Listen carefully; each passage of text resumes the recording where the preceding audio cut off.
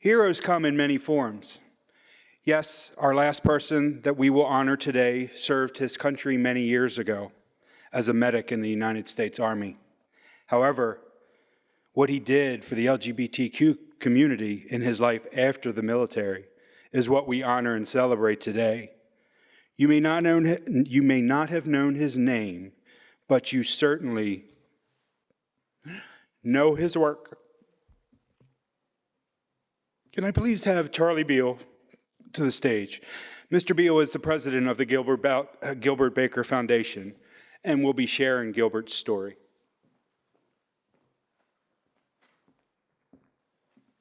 Good afternoon, everybody.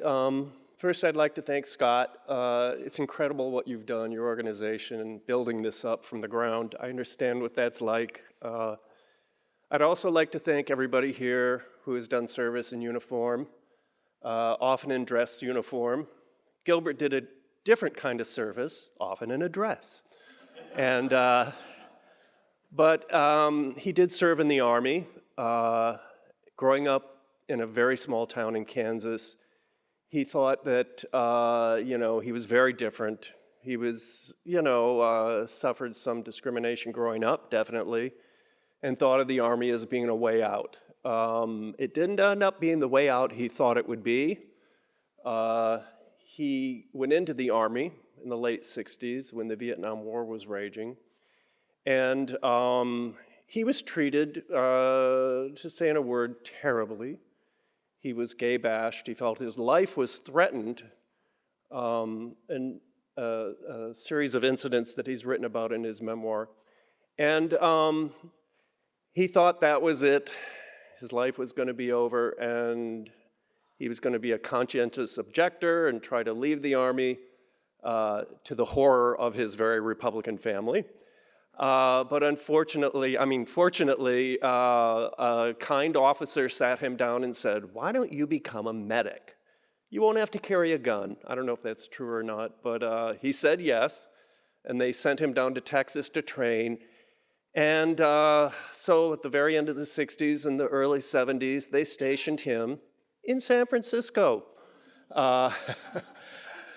which was quite a wonderful opportunity for him. He finished his service as a medic dealing with people coming back from Vietnam with their various problems and issues. So he was honorably discharged, and he took off that uniform and put on another of a crazy drag queen hippie who loved to sew. He had learned to sew at the knee of his grandmother. And he kept sewing, and he took sewing classes, and he had always wanted to be an artist, and he combined those things, and eventually went to work with the women's movement, and eventually the gay rights movement, worked on the decorations committee for the 1977 gay parade in San Francisco, and the next year became the chairman of that committee. And a politician named Harvey Milk around that time asked him, "You know what, you sew, you're an artist, we need a new symbol for our community." At the time, they were using the pink triangle, which I think a lot of people know was a symbol of oppression that was put on us by the Nazis. They were trying to rebrand it. It wasn't working so well. And so they asked Gilbert Baker, this crazy drag queen hippie who was making banners for protest marches, to come up with a new symbol for our movement that we could rally under. The first decision Gilbert made, that a lot of people don't realize, is that symbol should be a flag. And as I stand here flanked by these other flags, I can't tell you how important that decision was. People rally under flags. They go into battle under flags. They die under flags. Gilbert had seen in the 1976 bicentennial the power of the American flag. And it changed him. He grew to respect that symbol. He grew to respect all flags. And while out dancing one night in San Francisco, soon after making this decision to create a flag for our community, Gilbert looked around and he saw the amazing diversity of the crowd. And he saw a rainbow, the rainbow of humanity. And that was it. He got together a very diverse group of friends, and they dyed fabric and they sewed, and he created 2 massive 30-foot by 60-foot flags. Gilbert didn't do anything small. And they raised those flags for the first time on June 25th, 1978 at the San Francisco Gay Freedom Day Parade. And he likes to say the minute those flags left his arms and the Great Spirit took them up in the wind, he knew what he would spend the rest of his life doing. And he did. And he very soon after that went to work in the flag industry. A lot of people don't know this. They know him in many guises, but he went in to apply for a job at Paramount Flag Company, a good old-fashioned American red, white, and blue conservative flag company. He went in with his little cheerleader outfit and his pom-pom boots, and you would have wondered why this conservative industry hired him, but he so impressed them with his ideas of how they could fix up their retail and their retail store and their display that they hired him on the spot. And he got involved in the flag industry and over the years became an incredibly respected vexillographer. It's a person who designs and creates flags. He was a longtime member of the North American Vexillological Association, very much respected as the creator of this symbol. In 1987, about almost 10 years after he created the flag, with his boss at the flag store, Jim Farragon, he presented a paper to the international gathering in San Francisco of not only the North American Vexillological Association, but the Association Vexillologique, which is the International Association of Flag Creators and the people who study them. And after much pleading and lobbying and years of making incredible displays for Mayor Feinstein and politicians in San Francisco, they added the rainbow flag to the catalog, the official catalog of the North American Vexillological Association, which was very important. Today, if you want to create a flag, you can get Photoshop and put it online. It goes around the world in about 15 seconds, and everybody's got a new flag. But back then, at the time, it was a little more difficult, and for this very conservative industry to adopt this symbol was a massive achievement for somebody like Gilbert. I met Gilbert in 1993. He had come to New York to create a mile-long flag for Stonewall 25 celebration, the 25th anniversary of the riots at Stonewall. And Gilbert had, through a friend, knew my brother. I was at my brother's house, and he's got these big, beautiful sketches of this mile-long flag going up Fifth Avenue. And I was like, I want to get to know this guy. And I immediately, we just immediately became friends. I helped and volunteered on that project with him. We helped had to do a lot of problems fighting with the city to even get this project done. And after that flag was unfurled, it was cut into a number of 100-foot and 200-foot pieces and given to contingencies from around the world, because at the same time that they were doing Stonewall 25 was the Gay Games in New York. And so there were people from all around the world, and he gave those flags to people from London and China and Cuba and Brazil. And the next year, what was a national symbol for the LGBTQ community in the United States became an international symbol. Today, it is considered one of the 8th most recognizable symbols in the world, after the American flag, the French tricolor flag, the British Union Jack, McDonald's arches, the Nike swoosh. You get it. It's that big, meaning when I say recognizable symbol, anybody in the world, when they see that, they know what it is. They know what it means. And it is a very important symbol. Today, that symbol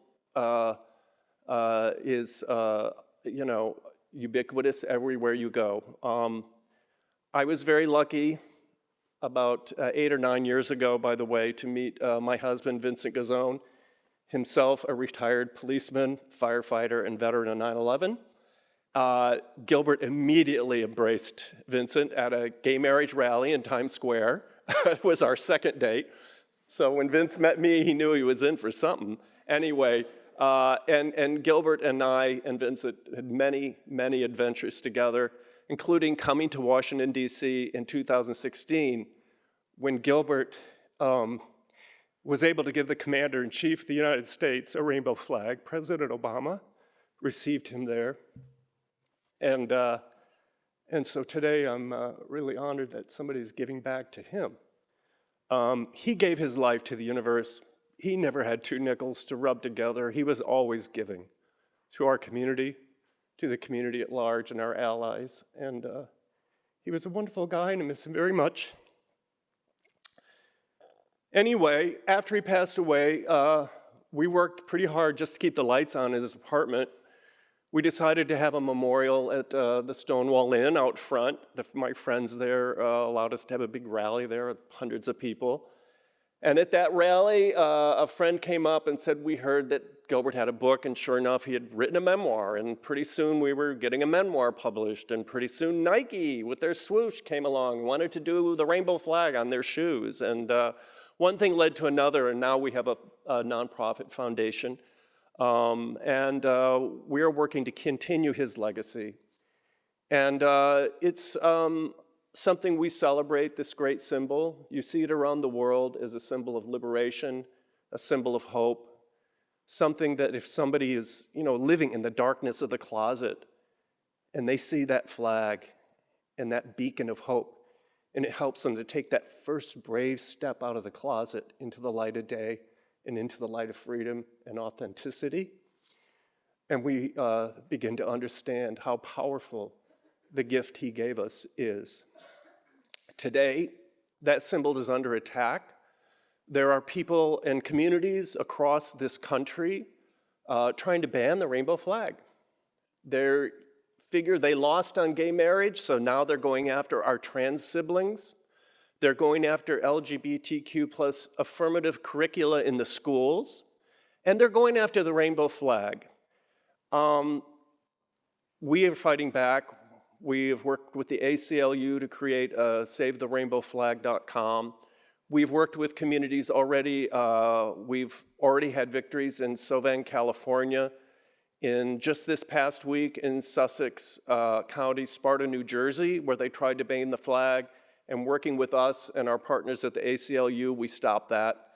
And even down in Florida, they tried to introduce Bill HB 1011 to ban the rainbow flag on public property, public buildings. And luckily, a wonderful town council person in Wilton Manors, Florida, Chris Caputo, reached out to us, and we fought back. And I'm proud to say that we beat DeSantis.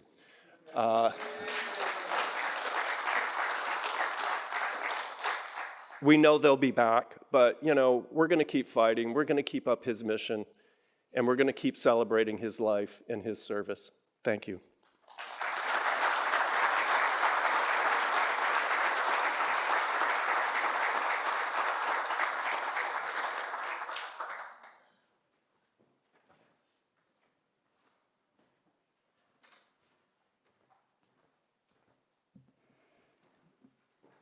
Thank you, Charlie.